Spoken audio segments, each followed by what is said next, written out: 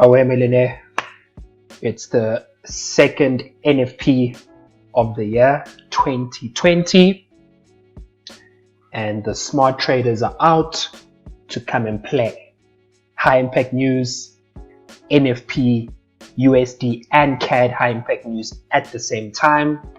Whenever we have two currencies with high impact news at the same time, it's like easy money, easy pips to collect. And then all you got to do is trade like a smart trader and follow the smart money. And I'm talking about high impact news. If we go to Forex Factory over here, we'll see on Forex Factory that Friday the 7th of February 3:30 p.m. okay, we had CAD high impact news, we had employment change, unemployment rates on CAD, and USD high impact news. Obviously the most important one there, NFP, non-farm employment change, non-farm payroll.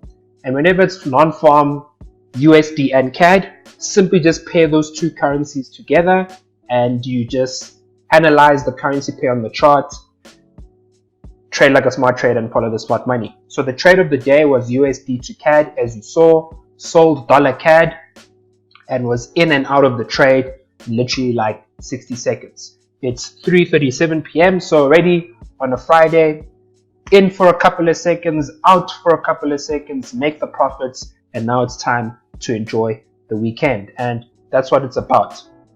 If you want to know how to become a more consistent and profitable trader and learn the advanced professional tips of how to do so, then start now by subscribing and clicking that bell so that you don't miss out on anything. But today's video, I'm simply going to give you the 5 steps that you need to follow to trade non-farm payroll. So the first step of the 5 steps to trading NFP non-farm payroll is step number 1 is to go to your 4-hour time frame and to identify your supply and demand levels. You want to identify your supply and demand levels because you want to know exactly what price levels the banks are looking at, what price levels the banks are stalking. And you are able to do that by identifying the levels using Forex volume to do so. So step number 1, identify the supply and the demand level. So here we have a potential demand level over there. We also have another demand level over there. We do have a demand level over here, but we're not going to focus on that one. Now let's go look for our supply levels. So we're going to go look for the supply level. So supply level, we have a potential supply level over there. And we also have another supply level over there. Right. And again, we are using Forex volume to do so. That's step number 1. Step number 2 now is to go to the 15 minutes time frame and to now be specific as to exactly where the exact supply and demand price levels are. So we go to the 15-minute time frame because we want to see exactly which specific price levels these supply and demand levels are coming from that we identified from the 4-hour time frame. So as you can see over there, boom, 15-minute time frame, there is the supply level over there that we identified. Now what you'll notice about the second supply level is on the 15-minute time frame we don't have enough data to find it, so I'm going to go to the 30-minute time frame, and as you can see there's that supply level that we identified. So I'm just going to use this candle over there to plot the supply level. So that is the supply level, first supply level, second supply level, and now we're going to go look at those demand levels that we found earlier on. So again, we're focusing on the supply and the demand levels using Forex volume to do so. So demand level,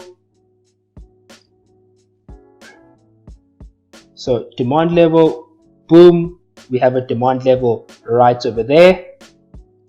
There we go. And we also have another demand level over here. So we have another demand level, as we can see, slap bang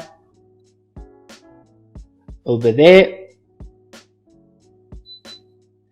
And if we actually look closer, we actually find another demand level over there. So boom, here we've identified our demand level. So there we go. That's step number 2. We go to the 15-minute time frame to actually plot the actual supply and demand price levels. Now, step 1 and 2, I've actually done a free video training on, which takes you step by step as to the process which I've just done. So obviously I've done it a little bit quickly. I already know what I'm looking for. So I've done a free video training on how you can identify your supply and demand levels like a smart trader. All you got to do is click the link in the description, get your hands on that free video training. So there we've done it. We've identified our supply and our demand levels. Very, very simple. Okay. Step number 3 now is we go to the 15-minute time frame, and we're now going to start analyzing the price action. We're going to start analyzing exactly what the price is doing. So step number 3 is we want to see exactly what the dumb money is thinking. And as we can see right before the news, okay, before the news for the day, what happened? So we had price come, tested the demand level earlier this morning, bounced off the demand level, and broke through the first supply level which we plotted out. It broke through the supply level and went all the way up to go and test the second supply level. So what we want to do now is you want to think exactly what would an amateur retail trader be thinking at this point in time. And it's very simple. What would the dumb money be thinking? What do the banks want to induce the retail traders to do? Okay, obviously we can see that price had been moving up for the entire day. So we already know that the banks are inducing the retail traders, the amateur retail traders, the dumb money to actually start buying because they see prices moving up. They think price is an uptrend. They think there's a trend to the upside. They see there's buying momentum to the upside. So obviously amateurs are thinking, let me buy here, okay, because dollar CAD is going up. But already, because you have identified the supply and the demand levels, you know exactly what price levels the banks are targeting. So that's step number 3. You look at what the dumb money is doing, and simply all you got to do is then do the opposite. Okay, you see what the dumb money is doing, and all you got to do is do the opposite. But that's step number 3. See where the banks are inducing the amateur retail traders, see what the dumb money is thinking, and obviously start thinking the opposite. Step number 4 obviously now is to look at what levels the price is, what supply or demand level the price is testing. So as we can see over there, price in the morning tested the demand level, broke through the first supply level, and was going to go and test the second supply level. So again, when price tests a supply level, we want to be selling. When price tests a demand level, then we want to be buying, okay, because that's how supply and demand works. When there is an oversupply, you sell. Over demand, you buy. Simple supply and demand theory. So here we can see price was coming to the supply level.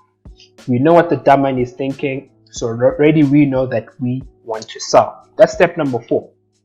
See which level price is bouncing off. Is it bouncing off the supply level, or is it bouncing off the demand level? So here it's bouncing off the supply level. We want to be selling.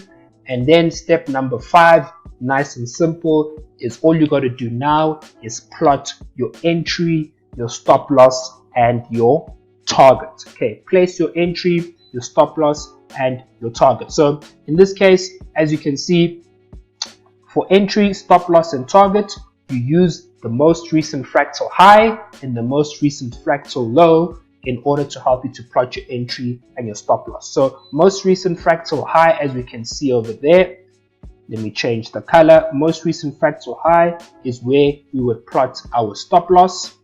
okay, and the most recent fractal low, which is right over there, is where we would place our entry. It's where we'd place our entry.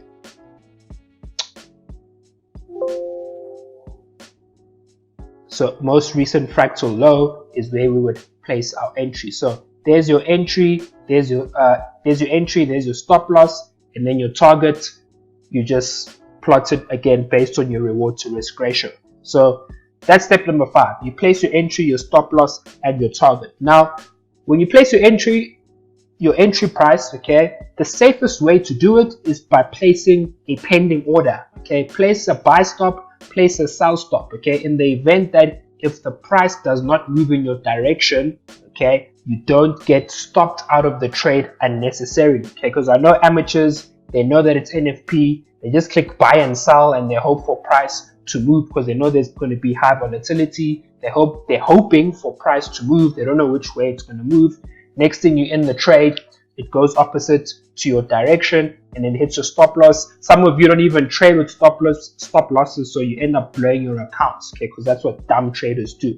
But the smart way to do it is just place a stop order, buy stop or a sell stop. If it moves in your direction, it will trigger your direction with the high volatility and obviously go to your take profit in a couple of seconds, okay, because that's what we do with NFP. We catch those pips in a couple of seconds. So in that case, entry, stop loss, and then you just let the banks do the rest. You let the banks move the price in your direction, collect those easy pips, trade like a smart trader, and follow the smart money.